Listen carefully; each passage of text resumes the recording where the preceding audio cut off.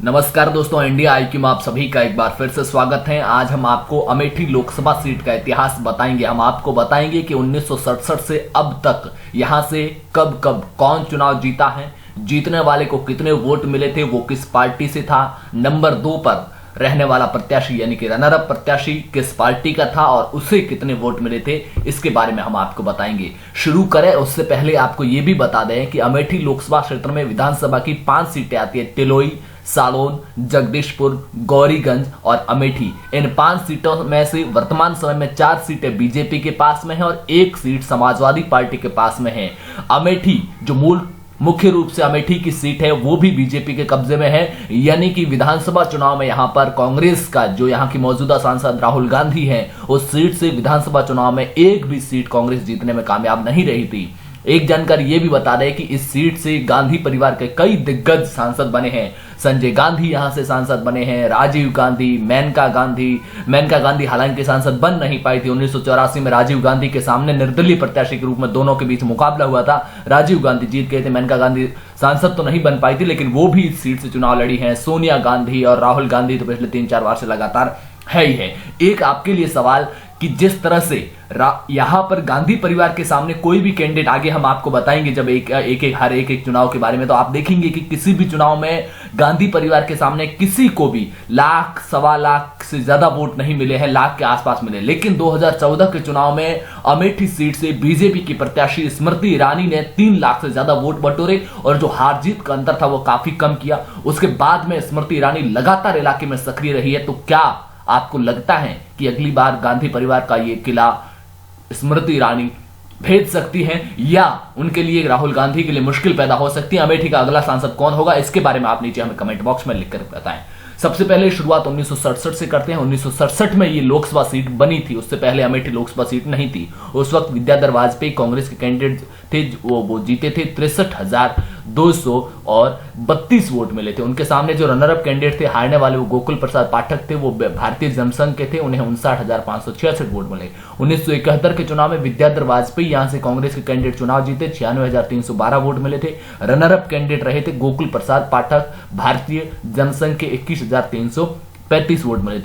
1977 के चुनाव में ये इमरजेंसी के बाद वाले चुनाव थे, जब यहां पर संजय गांधी को चुनाव हारना पड़ा था। कांग्रेस के कैंडिडेट संजय गांधी, जिन्हें वोट तो 1,566,066 मिले थे, लेकिन उनके सामने जो भारतीय लोकदल के कैंडिडेट थे रविंद्र प्रताप सिंह, उन्हें 1,76,410 वोट मिले और 1977 में संजय गांधी को खुद को इस सीट से चुनाव हार का सामना करना। आपको जानकारी के लिए यह भी बता दो कि 1977 में इंदिरा गांधी भी चुनाव हारी थी। 1980 के चुनाव में संजय गांधी यहां से चुनाव जीते, 1,86,990 वोट पाए और जो 77 में रविंद्र प्रताप सिंह बीएलडी के टिकट पर जीते थे, वो 80 में जनता पार्टी के टिकट पर यहां से कैंडिडेट बने थे और वो चुनाव हार गए थे। उन्हें 58,445 वोट मिले। संजय गांधी के निधन के बाद में 1981 में यहां पर बाईपोल हुए, तो राजीव गांधी यहां से चुनावी मैदान में उतरे और वो जीते। यहां पर 2,58,884 वोट मिले। उनके सामने runner up candidate S Yadav से, तो एलकेडी के टिकट पर चुनावी मैदान में थे। 1981 के बाद की बात करें तो 1984 के चुनाव में राजीव गांधी फिर से यहां से चुनाव जीते। कांग्रेस के टिकट पर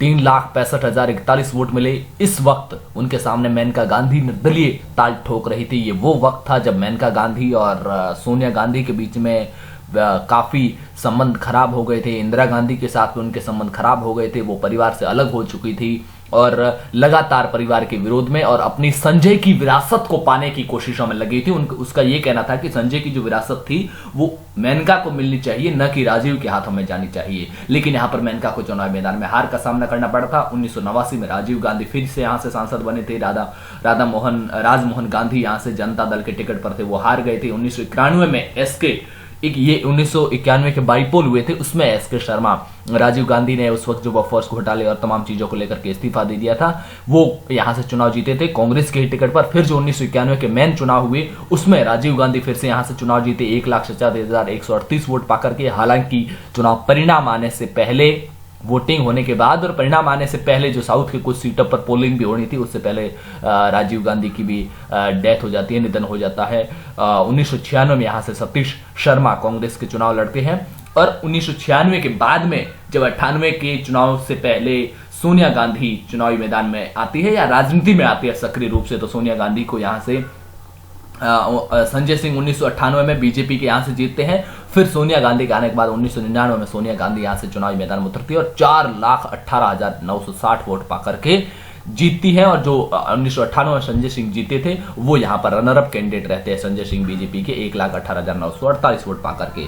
उसके बाद से यहां से लगातार राहुल गांधी, 2004 में राहुल गांधी 3,90,000 वोट। और अब यहां से वोटों को ध्यान में रखना, 2004 में पहली बार जब राहुल गांधी चुनावी मैदान में उतरे तो नंबर 2 पर रहने वाले बीएसपी के कैंडिडेट को 99,326 वोट मिले। 2009 में राहुल गांधी जब दूसरी बार यहां से सांसद बने तब नंबर 2 के कैंडिडेट को 93,000 वोट मिले, यानी कि एक राहुल गांधी के सामने 1 लाख से ऊपर किसी को कभी वोट नहीं मिले। लेकिन 2014 में जब यहां पर स्मृति ईरानी चुनाव में उतरी तो 3 लाख से ज्यादा वोट, 3,07,48 वोट मिले। और यही वजह है कि उसके बाद में स्मृति ईरानी यहां पर लगातार सक्रिय रही और ऐसा माना जा रहा है कि इस बार जो हार जीत का अंतर 1 लाख के पास में आ गया था, जो पहले हर बार 3 लाख के अंतर से जीतते थे, वो 1 लाख पर आ गया। तो इस बार हो सकता है कड़ी टक्कर दे कि इस हार जीत के अंतर को और भी कम कर दे, 30, 40, 50 हजार के आसपास ले आए। तो राहुल गांधी के लिए यहां पर अमेठी में मुश्किल हो सकती है। आप नीचे हमें कमेंट बॉक्स में बताइए कि क्या राहुल गांधी के लिए स्मृति ईरानी यहां पर मुश्किलें खड़ी कर सकती है या राहुल गांधी यहां के विजेता है गांधी परिवार को लेकर के जनता के दिलों में, और वहां पर मजबूत पकड़ आज भी बनी हुई है। इसके बारे में आप नीचे कमेंट बॉक्स में बताइए। वीडियो पसंद आया तो लाइक कीजिए और हमारे चैनल को अभी तक सब्सक्राइब नहीं किया तो सब्सक्राइब जरूर कीजिए। मिलेंगे अगले वीडियो में, तब तक के लिए नमस्कार, जय हिंद।